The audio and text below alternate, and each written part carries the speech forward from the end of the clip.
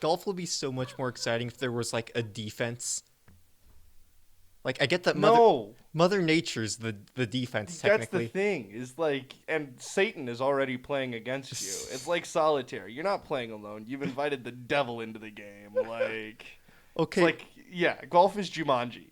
Everything around you is conspiring to beat you into a senseless pulp.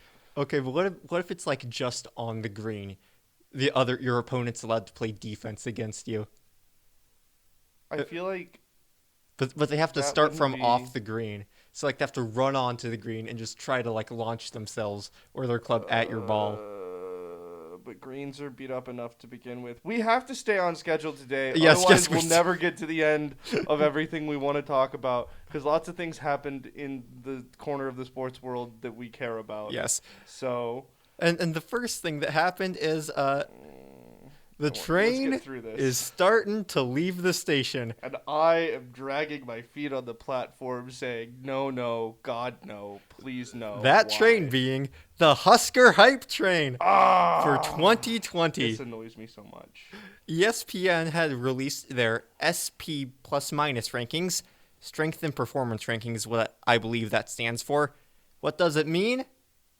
I don't exactly know, but we're 22nd in the country. Yeah. Projected to be 22nd in the country in this one advanced metric from one guy who works at ESPN, and that's enough to get the ball rolling on, hey, we might not be that bad this year. Yeah. Now to break down exactly what this metric does, and I'm trying to find the 247 story about it, Yes, I know and it's it developed by can't. Bill Connolly, who is one Yes. of the smartest football analysts out there. That man just spends years locked in a cave doing football math.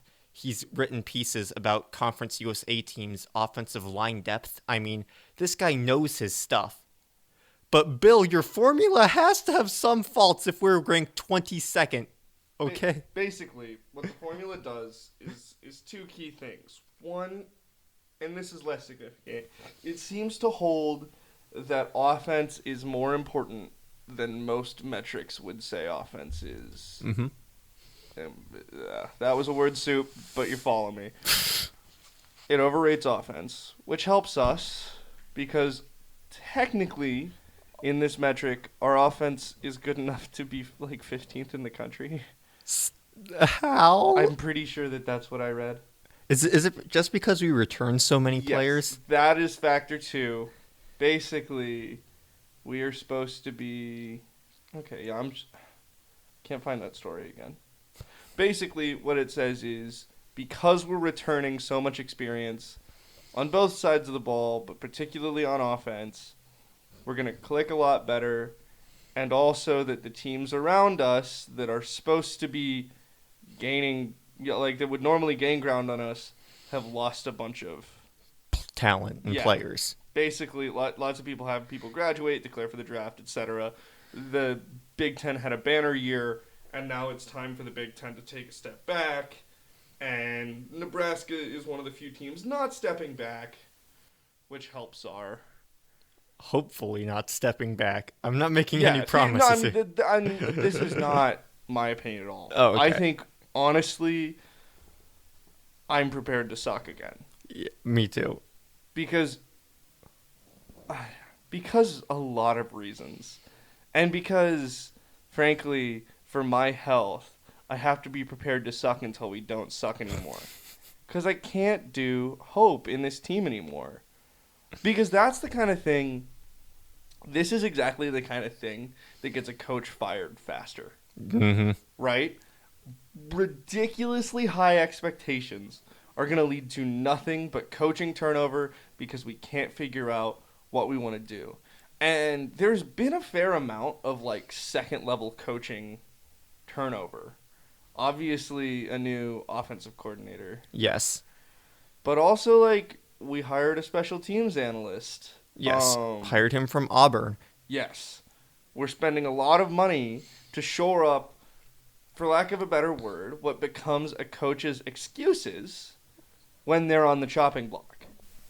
Which makes me think that Scott and Bill Moose sat down and said, hey, we got to save face of this year, but then this has to be the year it happens now. Because if it doesn't, we're running out of ground to run on. We're running out of excuses. And once they hit the end of that runway, they either have to be good or they're going to fall off. Yes. So, yeah. Just the way the cycle of teams goes, it would make sense for us to creep in there this year until you start to think about until you start to think. Yeah, until you start to think, like, yeah, we return a lot of players, but are the players we return, like, that, I don't want to say, like, they're not good, but... How high is their upside, realistically? Yes, right? That's a better way of putting it. Like, yeah, we return a lot of players, but we've kind of seen what they can be. Like even with this group together, like, 6 to 7 wins is all we can hope for, unless we get some breakout stars or have everything fit together in a way we have not seen under Frost before. That, you can't even bank on that happening since we haven't seen it yet. We have not seen the potential that's allegedly out there with these players. So, for us to be even 22nd in that margin, like... Man, I don't get it. I don't get how your formula can have a bunch of players who have just came off of 4-win and 5-win seasons and have them in a top 25 in a metric, even if they've still returned. Like, a big step in improvement would be like 6-7 wins, and that's nowhere near top 25 a lot of years. I don't know. It ticks me off. It ticks me off because this is, I'm sure, for some media members, and I'm sure for this guy who does this metric, like, obviously a step in good faith. There were other surprises. There were teams that were surprising that they'd be low. I think that he probably does literally just run the math and put it out. Yes. And he's like, oh, interesting how high this is, interesting how low this is. What, and I refuse to name any names, and this might be untrue, but personally and observationally, it seems like, especially the national media, and especially the, like, very football-focused, like, those talk shows kind of media, have realized that talking about Nebraska starts a conversation. Yes. Among our fan base, which turns up for anything you put in red and white. How's Husker lacrosse doing, by the way? We don't have a lacrosse team. I just heard about this. We don't have a real lacrosse team. We have It's a a club lacrosse team, team. and they just wiped the floor with Kansas State this weekend. My buddy was at the campus rec, so Nebraska lacrosse doing all right. All right. But the point being, we care about anything that you slap a red N on. Mm-hmm. And we also just crave national attention, even when we don't deserve it, because we want to get back to the place where we deserve it. Yes. That's why you had such a big turnout for game day. That's why we had got game day in the first place, was because they knew we'd show up. And it ticks me off because I think it actually makes it harder to run a football program out of this place. I imagine that, like, okay, my thing is it might make it easier to recruit, but it has to make it a lot harder to coach. Yes, especially since, as you mentioned, Nebraska wasn't the only overachieving team in the math metric. You had Virginia Tech was like 2 spots below us. Florida State was a couple spots above us. Tennessee was around top 25 range too. So, and there were some ones that should have been higher that were down in our area too. yeah. So, Yes. The headline wasn't Tennessee is ranked like 30th or Florida State ranked 21st after hiring a new coach. It's Nebraska at 22. Now, it very well may be that if you're sitting in, Virginia, you got the Virginia Tech notification, and if you're sitting in... But I really think that the national conversation loves to talk about us, which is frustrating because it makes our fan base worse. Yes, if you go on r/CFB, which you shouldn't, but if you do... This is not fair. Dude, have you seen the stats? something like like a third of that freaking site is Husker fans. Yes, which is why, like, that's probably why we got piled on so much in the comments about the article that was Yes. posted. What? Well, that one kind of fizzled. I guess we're just sad and pissed off. Yeah, honestly, yeah. Like, I just want to make it clear that I don't think Nebraska fans are thinking that we should expect to be in the top 25, or thinking that we are going to be should be a top 25 team preseason just based on this metric. At least not the ones who like actually know a darn about this team and are not the people betting on Adrian Martinez to win the Heisman. Like, I think that most Nebraska fans are still grounded in the 6 to 7 win ceiling expectation, team no hype, but this is the hype train starting to roll. So I think this very well could be Domino 1 that will have fans predicting 10-2 before we kick off against Purdue. I definitely think that it could be Domino 1. I'm less convinced that most fans expect something that low. Because folks last year, especially at the end of last year, and throughout recruiting, have had to pump out the company line, which I really think is Domino 1. Right? Coaches, bringing in a new coordinator. Culture. Winning culture, winning mentality, winning attitude. That adds that first half a win in your mind. This one adds the second. And now, okay. I look at the schedule 3 weeks ago, and the attitude I had then said 5-7, and now it says 6-6. And because the off season in this stupid sport is so long, we are going to be. I mean, how many months is it until we actually see a college football team kick off of football again?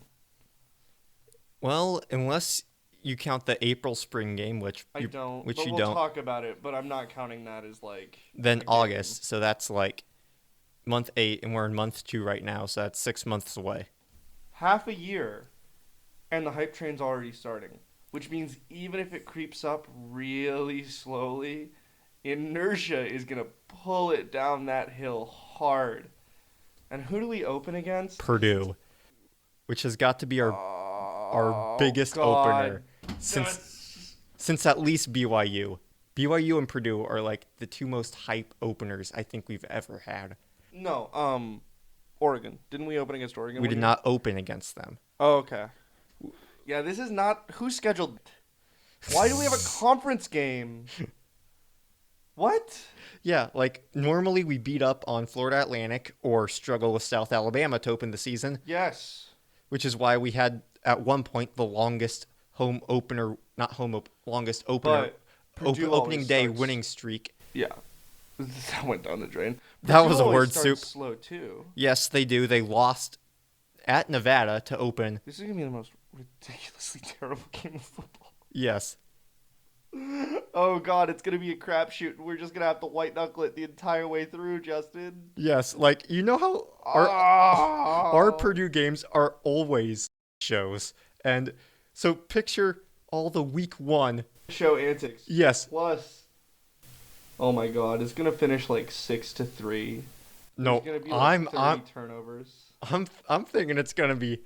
I'm thinking we're going to fall backwards into a high-scoring game somehow. No, I disagree. I think it's going to be the most Big Ten game ever. Because think about it. Both of these teams really need to win this game to have a good season. Yes. So I really think our whole strat is going to be like, run the most cautious option.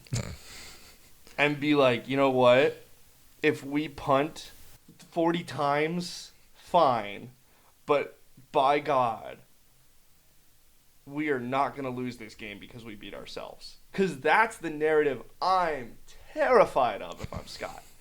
Can you imagine if we had... You remember, like, the Colorado games? Yes. Where we shot ourselves in the foot? I don't want to, but I do. Imagine that against Purdue, week 1 of what could be a bubble year for Scott. Because we just extended him, so God knows this is the year we think about pitching him if he doesn't perform. Really consider that. Yes. But I just have a gut feeling that it's an August game, so that's like, it's not a week 0 game, but we're kicking off earlier than football teams normally do. And it's not cold enough to be a Big Ten game, for one. It's going to be... No, you're right. The weather's not there. The weather's not there. But the confidence in either team's passing attack isn't there. But I never said it was going to be a high-scoring passing shootout. I honestly think that... Fumble, touchdown, fumble, touchdown. There's going to be scoop and scores, and there's going to be just tremendous blown assignments on defense that allow for like 70-yard runs to a guy who hadn't ran for more than 2 before. On both sides of the ball. We're gonna have ridiculous runs. They're gonna have ridiculous runs. I think we're going to see 11 chickens with their heads cut off playing against 11 chickens with their head cut off for 60 minutes. I think we're gonna see 22 chickens with their heads cut off who are too friggin' scared to do anything. So you're just going to see like a lot of false starts, a lot of offsides, scraping for first downs, barely getting stops, punting, until like eventually one team scrapes it to the opposing 40 and just like barely dinks it in off the woodwork to win the game. It's gonna be like that old. It'll be like when we like played like the Omaha YMCA in 1872. Like that's what it's gonna look like. I don't know. I just think week 1 games are normally too mayhem like for something that mundane to happen. We can save that mundane game for like I don't think it's gonna be mundane. I think it's gonna be like one of those like old timey games where like somebody gets shot and like somebody gets their spleen stepped on and like. Half the team comes off the field with internal lacerations, but like I do think it's not going to be particularly high scoring. But guess what? We've got 6 months. 6 months away, and we're already talking about our opening football game, which brings me to an idea I've had for a while. The FCS should just sit this year out and then kick off around this time. Like what? Like Division II FCS with like North Dakota State in them. They should just not play this fall and then start again in the springtime. Like a college XFL? Yes, like a college XFL. So we could have a full slate of college games on Saturday like we normally have, and then we have XFL on Sunday. 2 thoughts. 1. That's a good idea. No. Dang it. 1, that takes away a bunch of teams' preseason opponents. Meaning that preseason games have to be real, and we don't want that. I do. This school doesn't want that. We have one scheduled for like... Yeah, we never play more than 1 a year, okay? I want a bye week. Yeah. Don't take away my bye week. Second, I actually have 3 thoughts. Second, FCS football can very occasionally be fun. Yes. But is typically... Trash Panda. And 3, dude, we've got a G block. Let's stay on schedule. Okay. This was going to segue into the XFL, okay? No, because that's not even next on the list. Well, next on the list is the All-Star Weekend. Well, I thought... And you know you want to talk about the All-Star Weekend. I do want to talk about the All-Star Weekend. On the All-Star Weekend, so... I do too. Okay, well, let's talk about the All-Star Weekend and save FCS till this time 6 months from now. Tired of talking about something that I'm not going to see for half a year. Fine. Well, speaking of something that we just saw, NBA All-Star Weekend is like one of my personal favorite things. And this year might have been my favorite one we've ever had. Yeah. From the way it kicked off on Friday with Stephen A. Smith getting a technical foul in the Celebrity All-Star Game and having to turn around and go to Guy Fieri to continue coaching his team. I loved that. That was perfect. And then All-Star Saturday night. The 3-point contest, it came down to the final shot. I loved it, but no one really cares about that anymore because the thing that's going to have everybody talking is the slam dunk contest. And I've seen more talk about this slam dunk contest than I have even since the 2016 one, which everyone agreed was like the best we've ever seen. People weren't talking about this. People weren't as angry about the result of that as they were about this one here. And let me say one thing to start this off. Derek Jones Jr. deserved that. 100%. They got the rightful winner, the trophy. That's a hot take, but I can back it up. Do you want an even hotter take? What? The dunk contest. So this is the first time I've ever really watched the dunk contest, and I didn't even watch all of it. I watched a little bit on Twitter at work, and then I came back and I watched the end, and I was paying attention to the scores throughout, and I actually followed the thread, and it was dumb and kind of lame and not that entertaining. What? Nope. Have you? Why do I care what Chadwick Boseman thinks about basketball? Get better judges. Make this actually a thing. Make it interesting. Don't meme it up with big names. This is dumb and stupid. Is it a thing or is it a joke? That's what I can't decide. That's what it seems like it can't decide about itself. It's like wearing a clown costume and then trying to act serious. Right? I have enough trouble trying to take, like, Charles Barkley and Shaquille O'Neal seriously on a regular basis with the NBA. Why do I care what Common thinks? Have I hurt you in some... Okay, ignoring the judges, the actual show part is what I like about it. It's not even that good. Yeah, that was a really good one. That was... Jump over a guy. I'm going to jump over a guy. Like, if you let them use, like, trampolines to do, like, flips, that's dope. But, like, I don't know. I just got tired of being like, oh, man, when we set the hoops to 8 foot in grade school, we could do this garbage. Nathan can jump over a person. That's not this impressive. I've seen it live. Okay, I admit that there were a couple dunks that did get a bit repetitive, but still, you can pick 4 out of that lineup that we hadn't seen before. And I've seen everything. I have every dunk from every contest memorized, and there were stuff that I had not seen before. Not even on YouTube. Like, that's what I liked about this one. It showed that there were, like, well, the everything's been done crowd like you, like, still... You said that with legitimate spite. Like, I find that hilarious. The everything's done crowd like you. Just chooses to ignore, like, something like Aaron Gordon's final attempt in the regulation round of the contest, or Derek Jones Jr.'s dunk before that, where he catches the ball off the backboard, That was cool. puts it between his legs, and lands over a person, completely clearing him. That was cool. That one was good. But there were so many crappy ones that I just, like, I couldn't make it happen. I couldn't do that to myself. Nope. So, like, I'd stop paying attention, and then my friends would be like, "Whoa, that was sick," and I'd be like, "Oh, I guess it was all right." Dunks aren't, like, okay. Dunks aren't what they used to be. How? I think a long time ago, people grew up in a world where less people could dunk. You know, you couldn't go to the local YMCA and see a guy, you know, wreck the rims and get yelled at. You never saw it in a high school basketball game. Which is why when now it happens in a high school basketball game, or even sometimes, like, people talk about how they shouldn't allow dunks in college basketball. And it's like, it's not a vocal minority, but there's a group of people out there who legitimately think college basketball was better when it was just layup and layup and layup.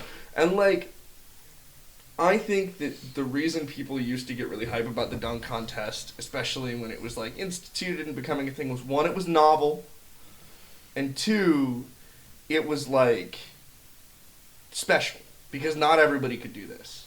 But I know people that can dunk. It used to be, let's go watch these guys who can do this thing no one can do. But, like, between the average population getting taller and getting better hops, and Jordan's really stepping up the jumping game, like, I think we're seeing a lot more people who have the athleticism to do that.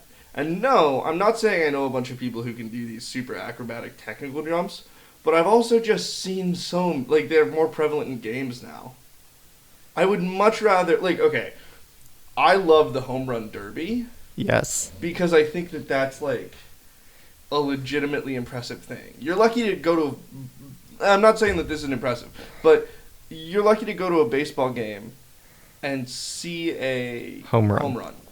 You go to a basketball game above the high school level, D3 friggin' college, you're gonna see a dunk.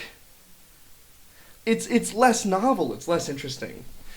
I disagree. I think that because of that less novelty, that means the ante has to be upped. You rewatched the 1988 slam dunk contest, which has been hailed as the holy grail for years of slam dunks. Like, I'm not saying that's not good, but when Dominique did a windmill in that contest, like, again, that was something that was unheard of. No one was doing that in games, but since people are doing that in games now, somebody has to come up with something that's unheard of now. So Derek Jones Jr. windmills from the free throw line. And that's what I like about it. The ante keeps on getting upped. Like, the stuff that these guys are doing wouldn't have even been thought of as a possibility 10 years ago, and now they're doing it here just because of the fact that there are so many things that have been done, and that means that narrows down the possibility of remaining dunks, and that's where the creativity comes into play. And admittedly, the juice got a bit dry in like some points, but that was maybe, I'd honestly say, maybe 4 dunks the whole night. I'd say had me feeling like, okay, that's been done before. I'm not giving this a 10. Whoa. Okay, I'm watching the 88 one. Anderson from San Antonio. That was legitimately a little bit impressive. Okay, let me see what Anderson did, because I don't even know who that is. Especially when you consider the time, like, it's just okay, pretty good. That's good, but guys now go between their legs after doing that dunk that he did, you know? Yeah, but I'm saying I've gotten desensitized to it. It's lost the magic. I think that magic is still there because we have not seen the amount of ante that has been upped. It's almost hard to comprehend how impressive a Derek Jones Jr. dunk is. Like that Anderson dunk you showed me, that's impressive. If somebody threw that down in front of me, I'd think that was impressive, especially for that time frame. But yeah. Like Jordan just did what would be a totally run-of-the-mill dunk now. Yes. Right? Yeah, but now there's just so much stuff involved, you almost don't know what to focus on. And maybe I'm just a poor spectator. Oh, that one was pretty good. Which one? What's this guy's name? What? Drexler. Clyde Drexler. Clyde the Glide. Yeah, I guess that's cool. So I don't know any of these people. That one's kind of run in the mill. He just jumped up and put it behind his head. Yeah. And people do that now after jumping over a person, like clearing another person. Yeah, like, I don't know. The ante has been upped so much, and it's such a show now. And I get that you don't really like that about the NBA, and I don't like it when it comes to actual games, but All-Star Weekend is your chance to go crazy. And that's what I love about All-Star Weekend, is that it's like any idea you can have, throw it out here. This is just a place for all the best players to get together and have fun for a night of basketball and basketball-related competitions. Basketball-related competitions. Yes, that's what I like about it. After a player slams, they go to the sideline and all the big names who don't do the dunk contest anymore because as you said, like the dunk novelty has worn off. That like James Harden, he can dunk a basketball. He can't do any of the stuff that these guys are doing. So if you want the entertainment factor, you need to reach down to like the backup power forward range like we saw this year and have those guys in it and have those guys be the stars for a night because they can do these things that nobody can really dream of. And they got the winner right because we have a conspiracy in the dunk contest again this year. And it was the most hilarious conspiracy ever. So after we go into the second dunk off, because they remain tied after the competition regulation, they were tied because both of the dunks in the final round earned a perfect 50 score, which I guess no real disagreements there, but you know, I wouldn't be mad if it ended in regulation for either of the guys and a 9 was getting thrown around in the final round. But none of the judges did that since, as you pointed out, the judges, they really did not know what they were looking at. They suck. The judges sucked. Honestly, they They should get me as a judge because I have seen every dunk from every dunk contest. They should get people like me, like 2 people like me and 3 people who have actually dunked a basketball before. People who have actually won a slam dunk contest, and the older the better. Like, if you can get Dr. J out there at the judges table, do it. Because you know how hard it is to impress old people. And you know how hard it is to impress old people with flashy gimmicks. Like, Dr. J probably doesn't even know who Chance the Rapper is, let alone be impressed by somebody jumping over him.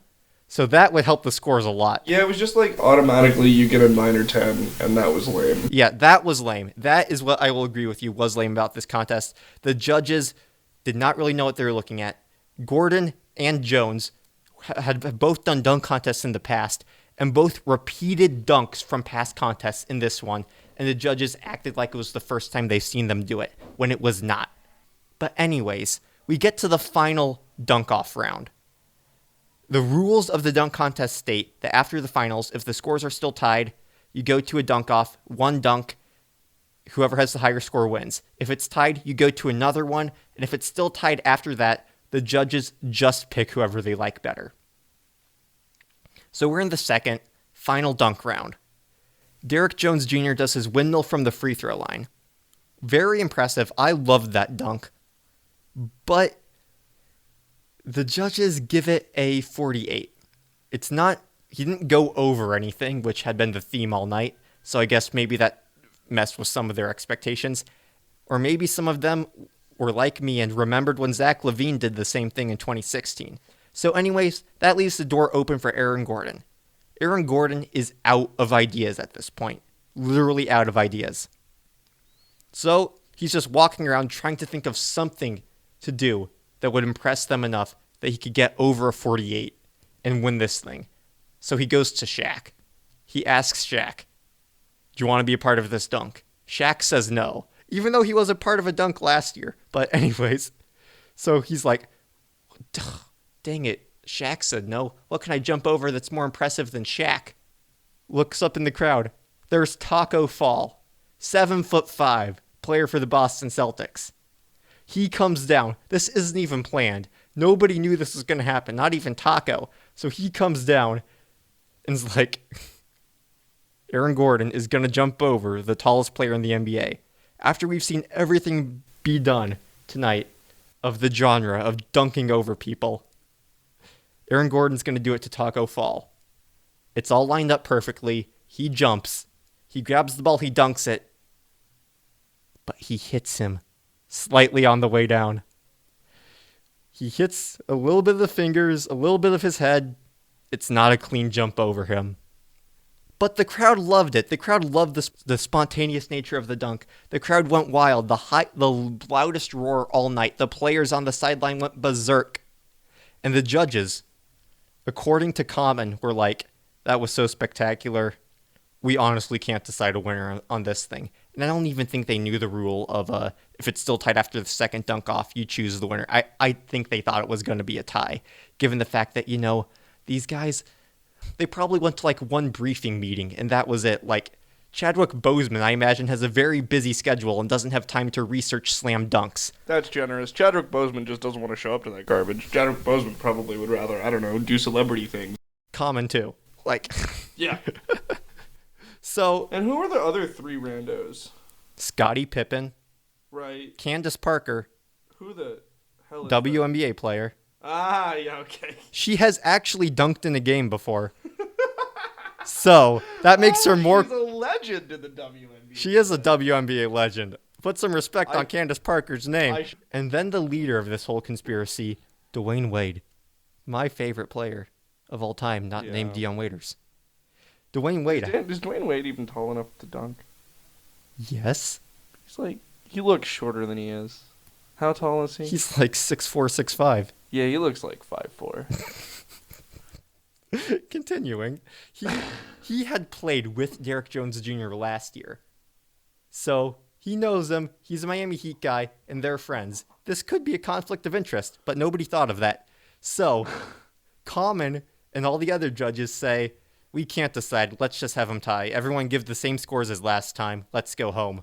Dwayne Wade gave Derrick Jones a 10 for the last dunk for a score of 48. So that means that it was 3 10s and 2 9s. So the 2 judges put in 10s, 2 judges put in 9s. Dwayne Wade puts in a 9 for Aaron Gordon and just takes his headset off and walks off as soon as the score gets announced. That's pretty baller. So Derek Jones Jr. was the result of a conspiracy to win the dunk contest. Thank you, Dwayne Wade, for showing the people the truth. Because if you don't clear him completely, that's not jumping over Taco Fall. I want the internet to realize this. Yes, only barely hitting a 7'5" man is impressive, but don't try to jump over somebody and not actually completely jump over them. Because the best dunk that he could have done there was not the best dunk he did, so it did not deserve a 10. Derek Jones Jr. deserved the win, and it shouldn't have even gone to a second dunk off because Aaron Gordon's dunk in the first dunk off was nowhere near a 10, and people just gave it a 10 because they wanted to see more dunks. Should we talk about the All-Star game or just keep it chucking? We should definitely talk about the All-Star game because I actually have thoughts about it. So I'm going to pause the home run derby that I was watching while you were talking about. Yeah, I love the dunk contest so much. I feel similarly about the home run derby. So I think it's just like people have their pet things. Yeah. But next, the All-Star game. I've never watched an NBA or All-Star game before, so I have no context for how much this should suck. But holy crap, that was awesome! That was so much fun. Like, imagine getting some of the, greatest athletes in the world at the sport that they play together under one roof and giving them an incentive to actually care. And I think that beyond the, you're playing for children's charity and you're playing in Kobe's legacy talk, there was probably, hey, you and also people from your team will not be invited back if you don't try this year. Clearly, somebody was tasked, some intern's job was to make the All-Star game dope this year, and they succeeded and deserve a promotion. Yes. I made fun of the format on our last episode. I didn't understand it. And you didn't understand it. So for the first 3 quarters of the game, it's this is a typical All-Star game. I like it. I watch it. It's basically, as I said to you, it's indoor recess, but with the best athletes in the world. Mm-hmm. There's no structure. They're not running plays. They're just cut to the hoop. I'll throw you a lob. I'm 30 feet away. Hey, there's no defense. I'll chuck it up there. Hey, it went in. That's more points to my team. Nobody's actually going to try to compete to win this game because, it's the All-Star game. That's what it's always been. Yeah. But then the fourth quarter hit, and the new rule took place of what is known as the Elam ending. It was suggested by Chris Paul that the NBA should do it this year in the All-Star game. So your intern... Chris Paul balled out, so... Yeah. So a lot of credit to Chris Paul. You credited an intern with this idea. He maybe came up with the charities part, but no. The part that everyone remembers about this game is thanks to Chris Paul. They should play every quarter like that from now on. Every quarter? Yes. Go first quarter, ends first team to 25. Second quarter, first team to 50. Third, 75. Fourth, 100. As soon as that happens, It keeps it short, too. It keeps the game short. There's only one problem, and that's the game can end on a free throw. No, I don't mind that. Think of the alternative. Consider what happens if you don't allow the game to end on a free throw. Then I can just foul you every time you look like scoring. But if we do street ball rules for the final point.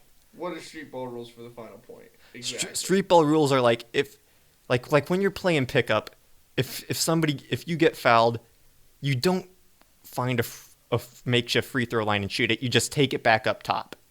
So just take it back up top and try again for your one basket. But that means I have to score through a foul.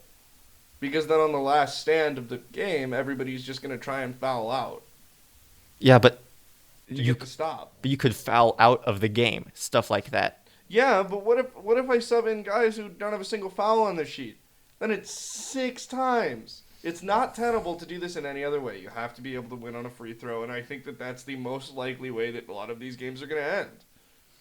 Okay, but can it at least be on a shooting foul? Can we at least have that? Yeah, maybe you should disable the bonus. Yeah. But because Kyle Lowry grabbing the arm of Anthony Davis is what ended that game.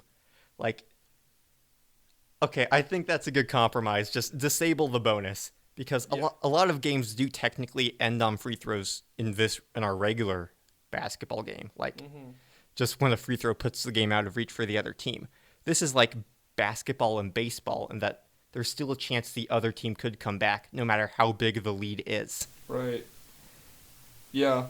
Like Team Giannis went into the fourth quarter up 9 and they lost. To the better team. To the better team, Giannis, after basketball, don't become a GM. Okay, don't. You drafted clearly the worst team, and y'all put up a decent effort. Another thing that's hilarious is that Nick Nurse, the coach of Team Giannis, coach of the Toronto Raptors, instead of playing the guy who was voted in as a starter in Trae Young, he sent in his own guy, Kyle Lowry, to play in the final couple minutes. And Lowry, he's good at defense, but not good at offense. And Team Giannis just couldn't score. And he never once thought of putting one of the best three-point shooters in the league in to replace his own guy. I love that. It's the All-Star game. And I love the ending. Like, Yeah. I honestly think put it in the NIT this year so we can get people familiar with it. What? Yeah. What? Make No. that ending in the NIT this year. I mean, yeah, it'd be cool, but it won't happen. But if it did, like, we could... Oh, it'd be sweet. Like, honestly, this might be a better way to play basketball than the way we've always played basketball. Too many crickets. I'm not ready to put it in everything. Like, I would not want the NBA Finals or the Final Four to run like this. I think you're overreacting. But something like the it's NIT. gimmicky, it's fun. And just because you don't care about the NIT doesn't mean certain teams don't care about the NIT. You know? But the NIT's always been more experimental. Like, I think they have a longer three-point line. More experimental, you're right. But this is a bridge too far. This is making it a different game. Different teams would win under this. You know?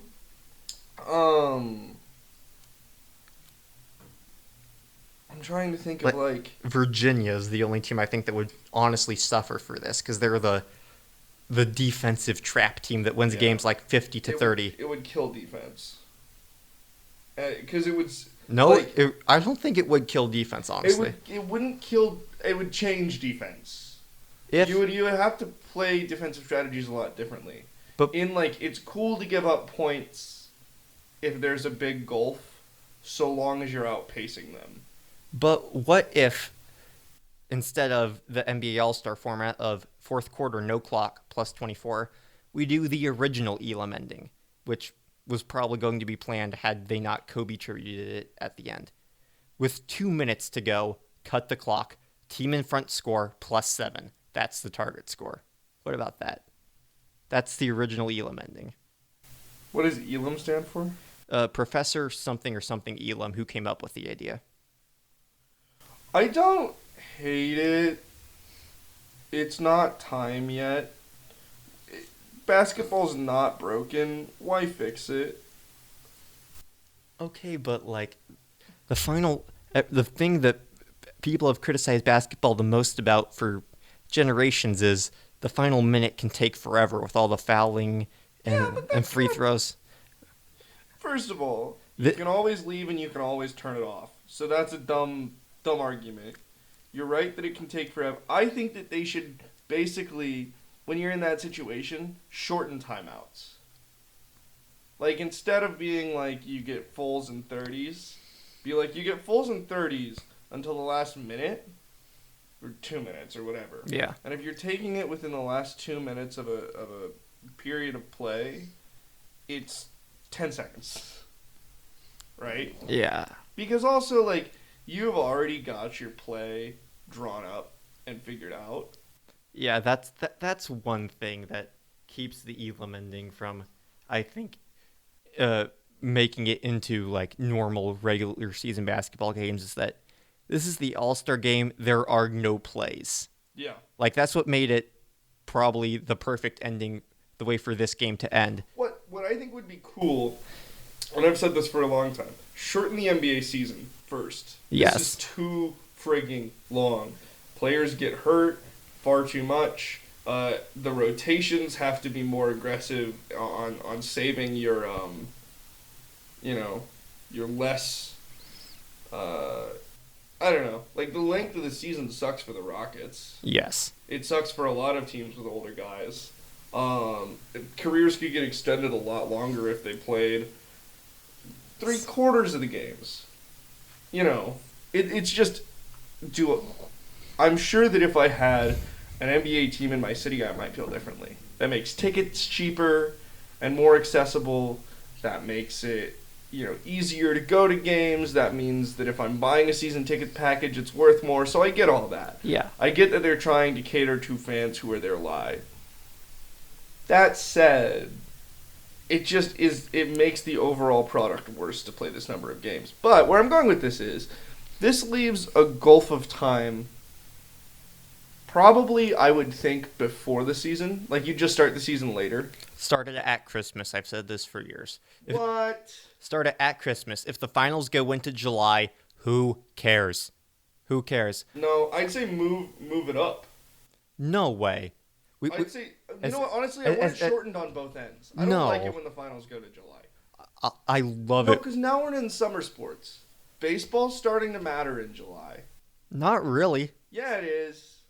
Absolutely it is.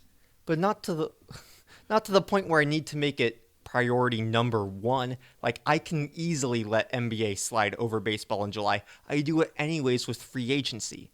So if but you care less about baseball. Like, I still love baseball, but one of us is watching the home run derby. One of us isn't. Okay. Okay, I will say that you are a bigger baseball fan than me, and I'm I'm sorry, can I get that on the record one more time? You watch baseball more than me. Okay, that's true. And you won't say that I'm a bigger fan because I'm a Red Sox fan. Yes. And I am also, like, obsessed with the NBA. Oh, yeah. More than I am of almost any sport. Yes. So, speaking with that bias in mind, I think that if the NBA Finals go into July, the latest they ever go under this current format is, like, June 20th, which still gives baseball all of July to do its thing. Yeah, the NBA doesn't want to go up against real baseball, though. Which is why it doesn't, and it doesn't have to. If we start the season at Christmas, play like 60 regular season games, and then... That's still a lot. But... I think 50 games. No, I like 60. I think 50 is too short. You don't get to see every team. Who cares if you get to see every team? I do. Why? Why does it matter if the Kings play the Golden State Warriors? Kings Warriors, that could be a fun game. I like to see everybody against everybody. That gives maximum fun potential its chance to shine. So I say 60 games, everybody can see everybody, or maybe not because you need to play division opponents more, but mostly everybody gets to see everybody at least once. And then we have playoffs, first round, best of 5, and then best of 3. I can see it. Best of 3.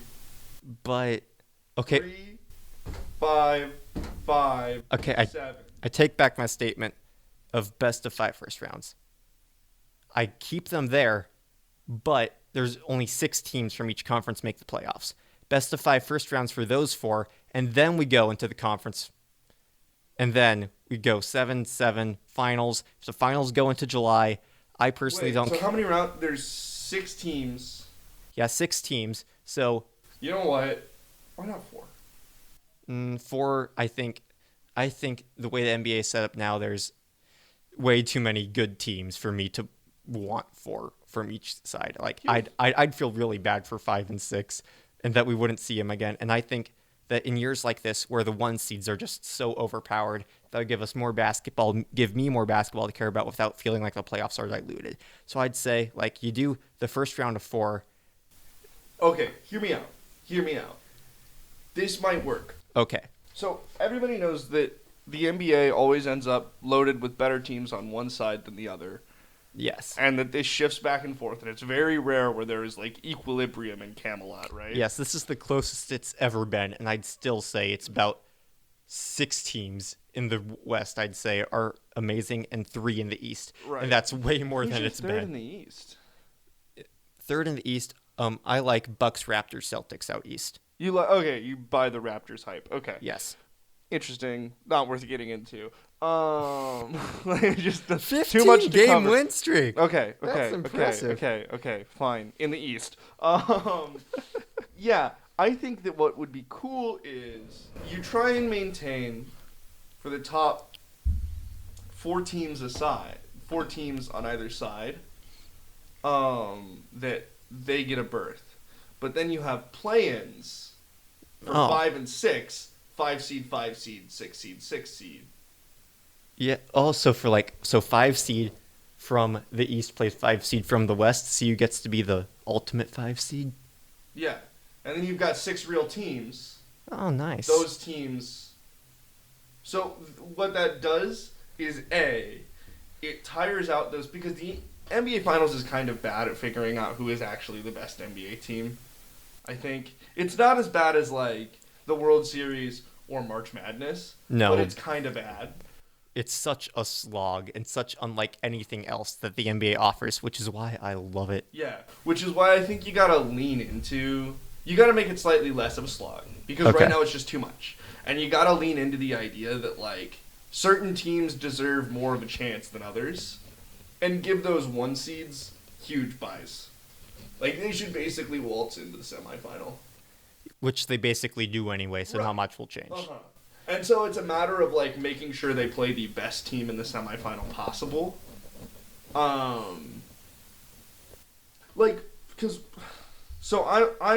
We're not by any means like a playoff bubble team, but we're a low-tier playoff team right now in the West. Yes, but based on how the regular season's going, yes, you'll be a 4 or a 5 seed. But you'll also be, like, one of the favorites to come out with. I don't buy that we're going to be... Yeah, because of the way we'll play in the playoffs. Yes. Because of who we are and what we do. We will be a favorite to come out. Which is really weird. Like, the Clippers are, 6th in their conference, and yet everybody's ready to pencil them in. Yeah, but still, everyone's penciling them in as a possible finals contender, just ignoring the teams in 2nd and 4th. Well, because I don't... Because that's the way basketball works. I don't buy the Nuggets. Yeah. Deep. I don't really buy the Lakers deep. I do. I think a Lakers... Is it even possible to get a Lakers-Clippers... Western Finals? No, right? Yes. If it finishes the way it is, it'll be 1 and 3. It goes 1, 8, 4, 5, and then 3, 6, 2, 7. So as long as the Clippers aren't the 4 seed and the Lakers hold on to the 1, we could get the Battle of LA for the winner of the Western Conference. So in the current scenario, we play the Jazz. If it finishes as it is today, which you will, because you have for the past 2 years played the Jazz in the first round, and you must not ever leave each other. The Rockets and the Jazz will play each other in the first round. Sure as God made green apples, okay? Instead, I think we could have a much more enticing and interesting matchup with the 76ers. Yes, absolutely. Right? Which is better than watching us play the Jazz and watching the Lakers trounce the Grizzlies and watching the Bucks trounce the Orlando Magic. What? Who's showing up for that other than to say, oh, Giannis looks good like he did all year. It's not like he suddenly got bad at basketball because it's the playoffs. On to you, Jeff. Yeah, that's exactly what happened in Bucks Pistons last year. Yeah. You know how when teams make the playoffs, they go all out for promotion. Mm-hmm. They have matching T-shirts in the stands and all of that stuff. Mm-hmm. They want to get fans hyped during the playoffs. The Pistons didn't even have T-shirts. They didn't have anything on the court that signaled this was a playoff game when the Bucks came to town. They were just like, we know we're going to lose. Let's get out of here as soon as possible. And that's not what's supposed to be in any sports playoffs ever. Nope. It sucks. It's bad. It's big badness. But we fixed it, thankfully. So, now on to our next block. Wait, no, it's not. It's Miles Garrett. Block. Okay. I don't have cohesive and interesting thoughts about Miles Garrett. Neither do I. What I am going to say is that people should look into this because I think it's really interesting. Here's my only real thought. Yes. We're still talking about this scandal much later after it happened. Mm-hmm. Partially only because of what Miles Garrett said, but I actually think partially because in the long-term aftermath, the discussion around this incident was healthy. Yes. And like, if you, we will rip on First Take plenty on this show, but if you want to see a great example of what First Take can do, Mike Tomlin's interview on First Take was really, really good and really, really enlightening. And I'm not sure. I thought that Max Kellerman's thoughts on it were particularly good. It is possible, because I have been in this scenario, it is possible where one person can hear something and really truly think they heard another person say something, and the other person, in this case Mason Rudolph, never actually, I don't think ever actually called Miles Garrett the N-word. But it's entirely possible for Miles Garrett to think he heard that.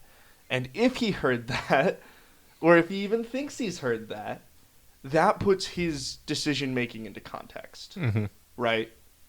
I think the fact that this had an element of a racial discussion involved in it, and yet the NFL kind of handled it, and also handled it without that much intervention from the NFL proper, and really just worked it out as like, okay, here is what the Steelers apparatus and the Browns apparatus are going to say to each other, and nobody's going to try and trash anybody, and everyone's going to walk away because the bad part has already happened, and there's no reason to make it worse.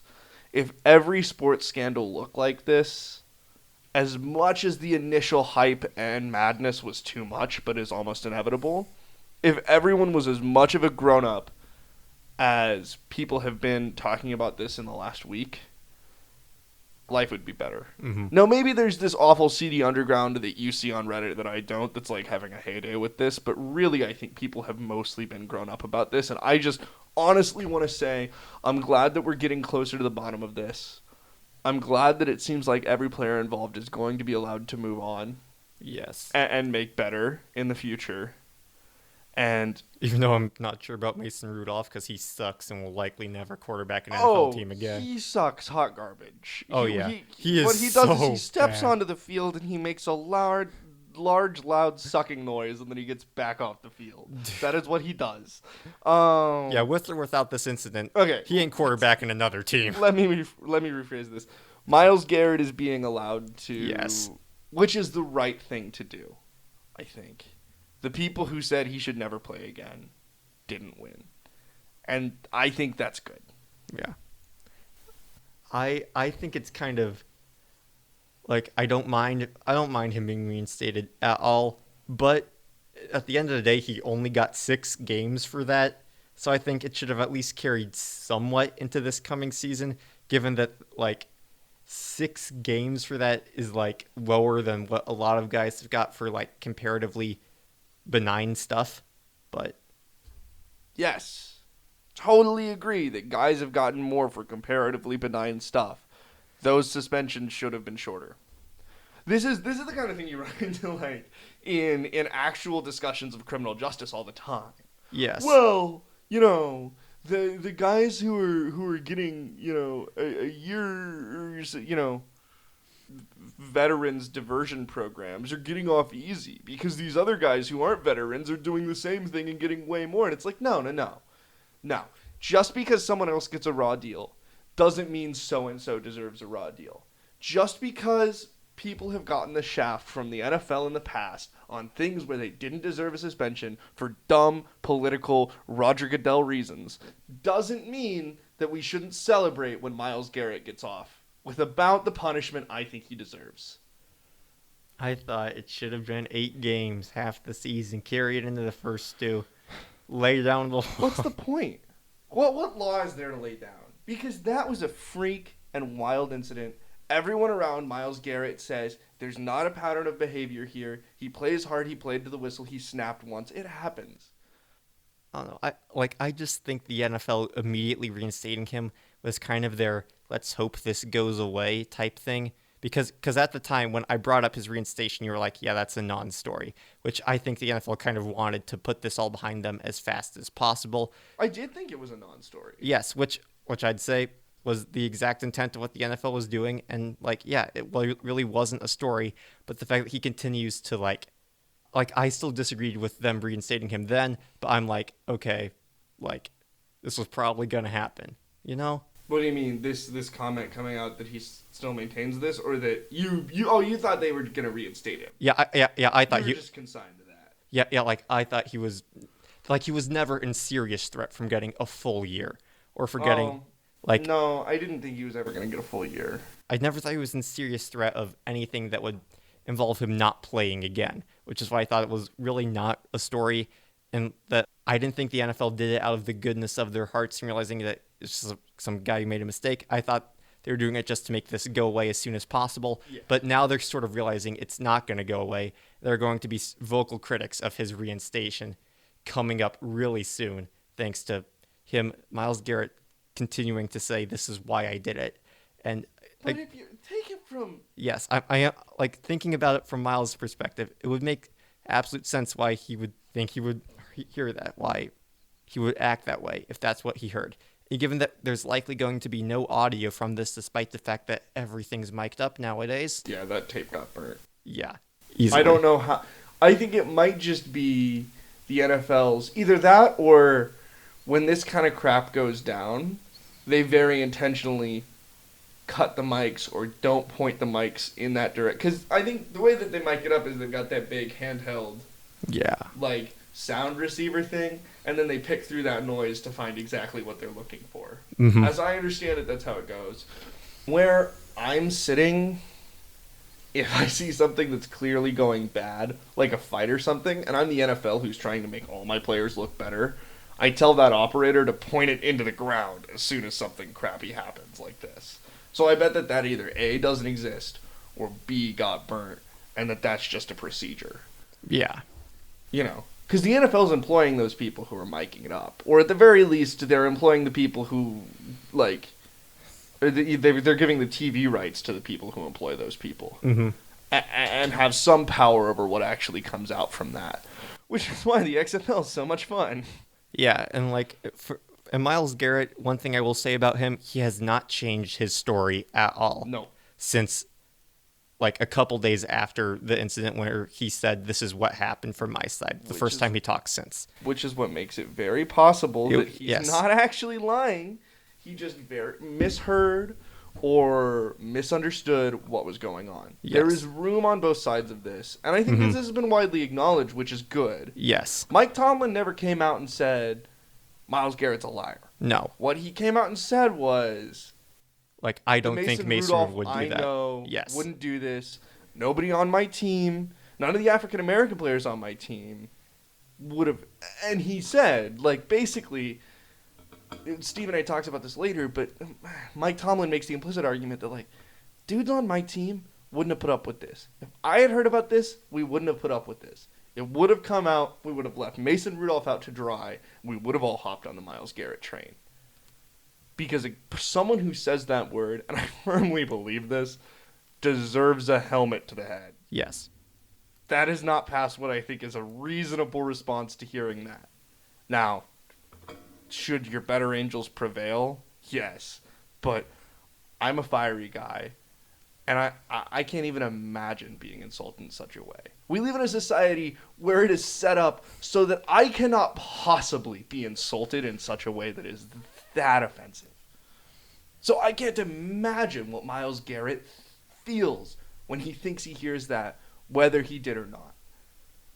And what I want to know is, like, if you tell Mason Rudolph that's what Miles Garrett thinks he heard, even if you didn't say that, that would make me step back and say, I get it. Okay, I didn't say that, but I understand someone being pissed if they think they heard that. Especially because there's already tension there. And you're in a situation where, you know, crap could run downhill really quickly. Yeah. I don't know. I find it all really interesting. I don't think that there's a big, great moral lesson to pull from all of it, other than this was actually a fairly decent response. Yeah, this could have gone off the rails in so many ways that were not on the football field in Cleveland that night. Like, the response from the fans and the media could have been just as violent as what happened on the field, and yet we're all like, it's been calm and the story, I wouldn't say calm, relatively calm for a story that involves this many elements. Mm-hmm. And the fact that the NFL thought they could make this go away was kind of cute, but like, I mean, the NFL was always gonna make oh, a boo-boo somewhere in here. The fact that it, like, I hate to do this, but like the NFL has been relatively good throughout this entire thing. They've been good by the fact that they have not said anything really. Yeah. Normally, you would expect Roger Goodell to accelerate this, to make this even worse. And next is the XFL. Again, not a whole lot to say about this one, other than people really went online and were like, yo, the XFL is over. They lost a third of viewership. And it's like, yeah, of course they did. Because you see a loss of viewership in every league in week 2, and especially in a new league in week 2. This is to be expected. But attendance at the stadiums actually went up on average. It went up and down in some places, but it went up more than it went down across the country. Seattle is packing the house like every single week. All the state seats that are available are like almost totally full to capacity. And yeah, that's that. TV ratings are actually at expected and better than expected levels. It's still higher than the AAF was week 1. Yes. So. And I imagine that it will stay that way. And also, some of these games this weekend were not that good. Like, as far as they just weren't close games. Or even quality football with the Saturday games, at least. What is... Children, before we decide what can be considered quality football, we must first decide, like, our parameters. And I don't think that quality football is, oh my god, these are the best athletes on the same field all at once. But at least it involves having a quarterback who is at least competent, which we did not see at all on Saturday. Like, none of the quarterbacks who played problem, were not that good, okay? As we're going to mention later, so I think that these teams thought, oh, cool, pro-style quarterbacks, or like conventional, what you would think of as an NFL quarterback, and then realized that the play style of this league doesn't suit that, you know? Like, I can't see pocket passers working here. No. Because most defenses are like, we're going to send everybody and the kitchen sink. Have a nice Saturday. And so I think that, like Tommy Armstrong just got a call for a tryout to go to Team 9. It's entirely possible. Also, there are good quarterbacks in this league. There are. DC Defenders quarterback. Cardale. Incredible. Very Hasn't good. lost a game since high school. Just throwing that out there. 13-0 since high school. I guess he never really started in the NFL, so, yeah, not bad. And P.J. Walker of Houston, I believe, doing really good. Landry Jones is really good.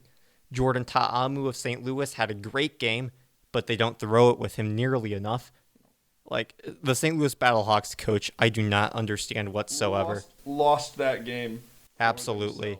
A minute 40 to go. Your offense is on fire. And you don't even go for a 2-point conversion, or heck, even a 3-point conversion to cut it to 2 or 1, so a field goal would win it, basically, rather than just tie. And again, offense is red hot. You literally just converted a 4th and 12 on your last drive by gaining 15 yards. So the 4th and 15 is easily doable for this offense, especially with time running down. And you don't even go for it? I do not get that, coach, whatsoever. Nope. Some of the coaching doesn't make sense yet, but that's to be expected. These guys are in the XFL for a reason. But I thought, especially week 1, some of the games were really good. Also, this is stupid early to draw broad generalizations about an entire league. It just doesn't make sense at this point in time. I'm just saying, with all due respect to the XFL, if with a football league that has half its quarterbacks who are not very good, that's concerning. Yeah. I hope they get it fixed. I hope they scheme around it or sign some new guys, but I don't want more Saturdays like the ones we saw this week where it's just 2 games of it's not football that's like completely trash. I'm so disgusted I will turn my TV off. Like I'll still watch it, but The quarterbacks are a problem on Saturday. Both of the Sunday games were okay. like I also think this was just a really unfortunate draw for them. Yes. So hopefully that doesn't happen again. But the fact that it survived the Saturday of no good quarterbacks Very early. very early. And those games still held your attention enough to, like, I won't Yes. watch the Tampa Bay Vipers. Just like I'm not going to spend time watching, like, the Cleveland Browns. No. Unless they're playing a better team I care about. No, Mhm. I'm not really going to watch.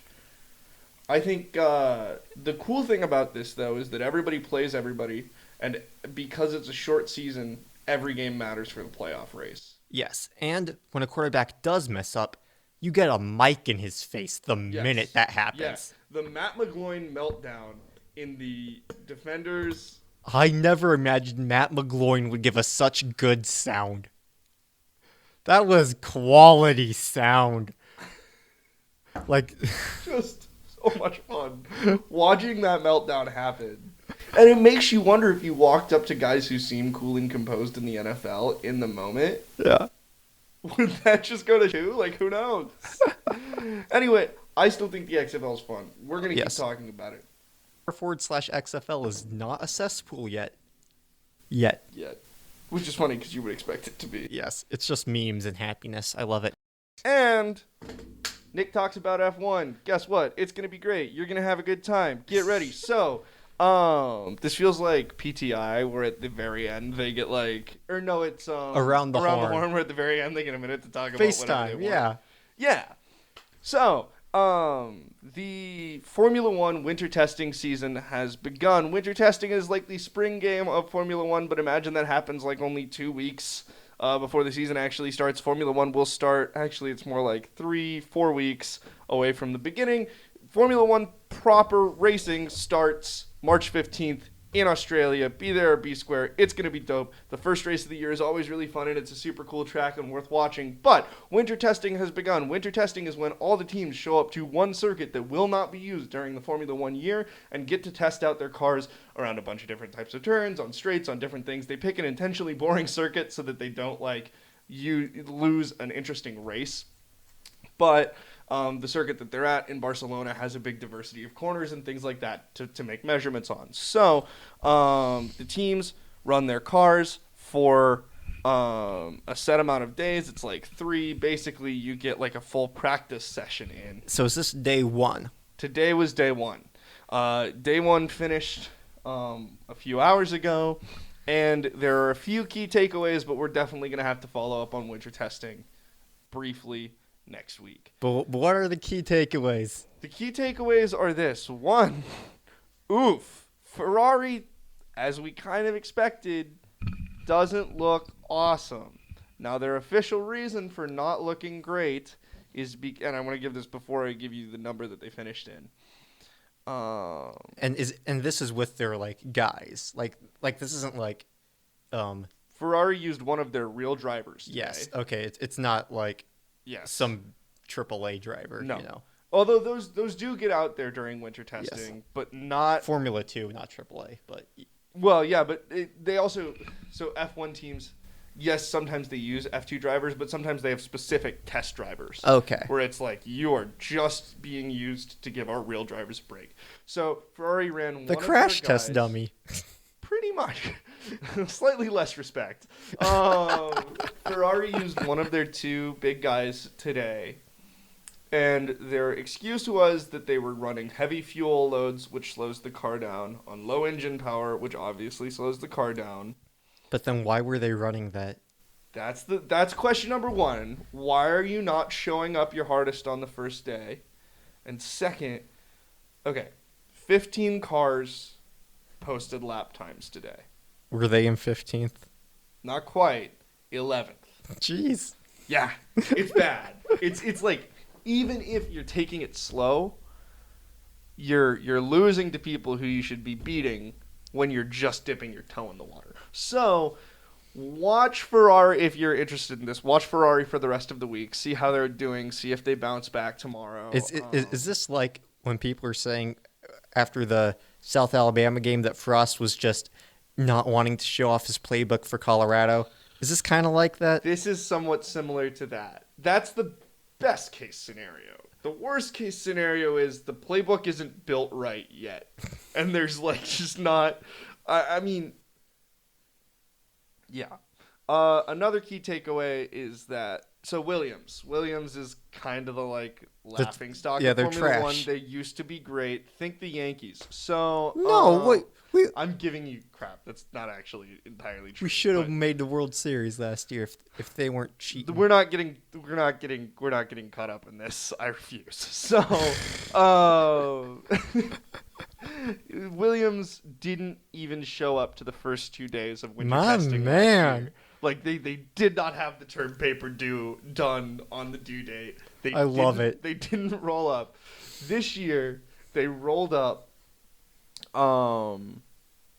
This is the first. They compared this year's fastest lap time of a day where everyone pushes, but it's pushing at race speeds and not pushing at qualifying speeds. Their race speeds this year beat their qualifying speeds here from last year. Yeah. So is there the slight chance that they could not be Williams this year and be slightly better Williams? They're at least, I think, from what we've seen, trying, really making what very well could be a final push off of the brink of oblivion. Because here's the thing, they're clearly pouring in more money, clearly pouring in more work.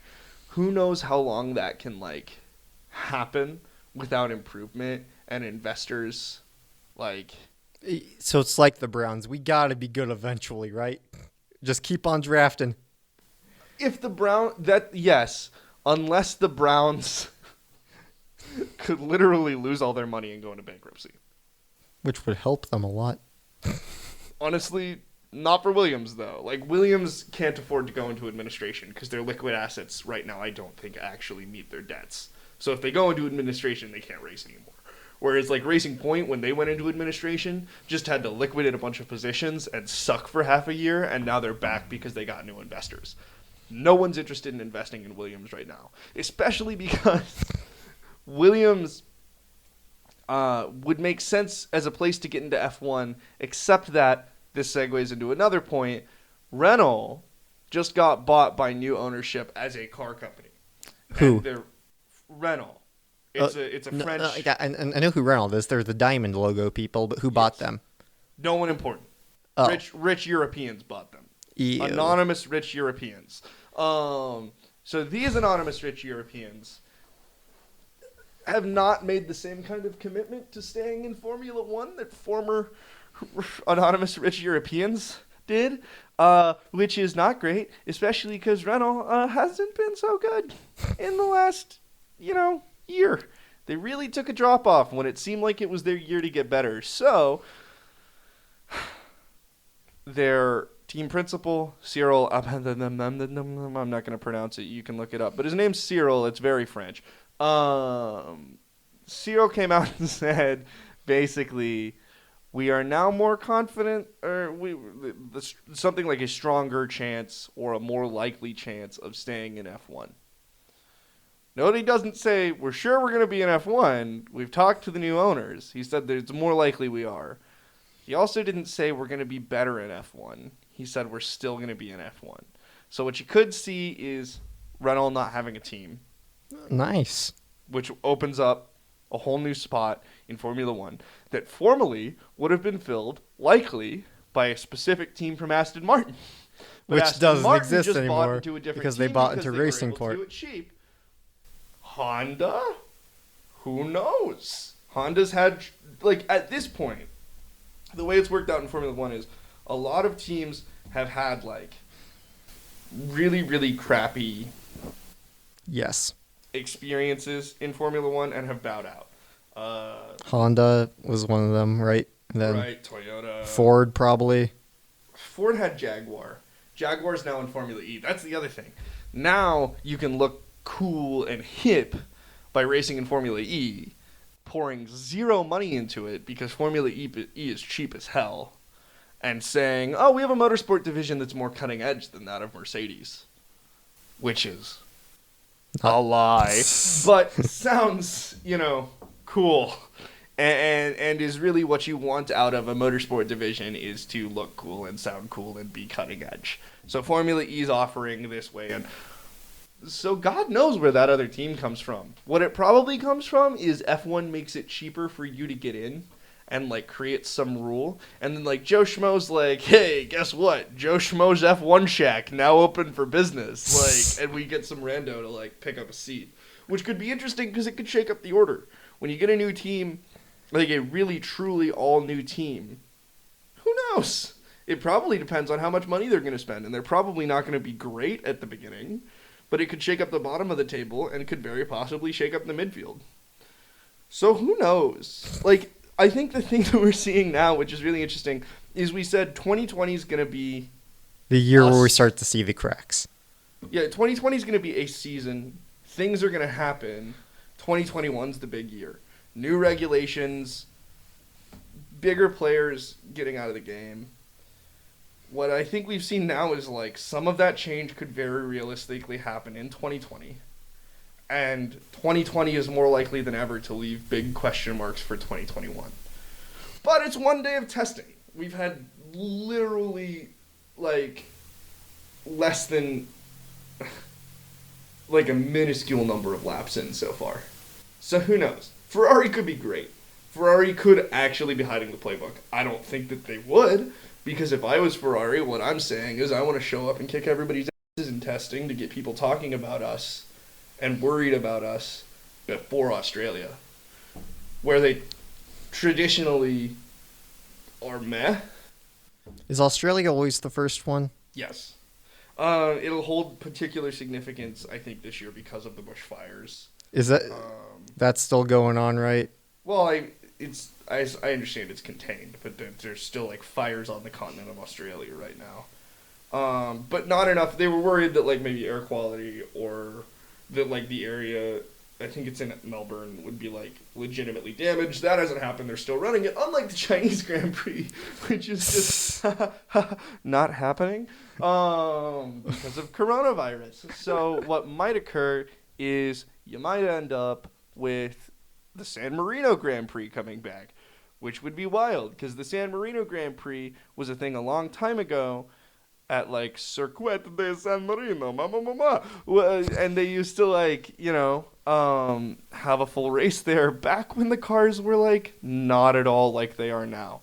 So what you'd be doing is taking a track built for a minute ago and putting newer cars on it. Now, that doesn't necessarily mean that they're going to be, like, faster lap times because, like, things change a lot, but, like, we honestly wouldn't know how the cars would react to that track. Drivers wouldn't have driven it before. Nobody would know what was going on. It would be mass panic. Do you think that's going to happen? It'd be dope. It would take a lot to convince the FIA, but the FIA also likes to make money, and race weekends are a good way to make money, and they've already got their teams, like, supplied through that time. Teams expect to be doing it, and it's also much cheaper to run European races than it is ones overseas or across continents like China. Mm-hmm.